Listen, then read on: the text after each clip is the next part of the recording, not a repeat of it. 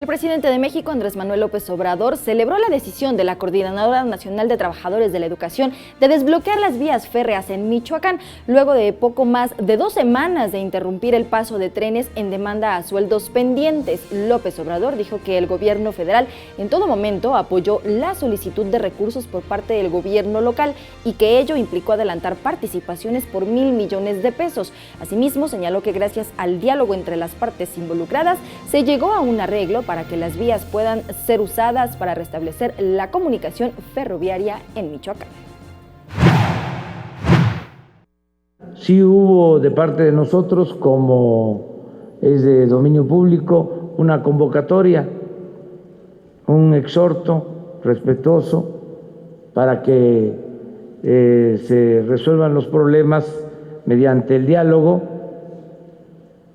y que están abiertas las puertas para todas las organizaciones.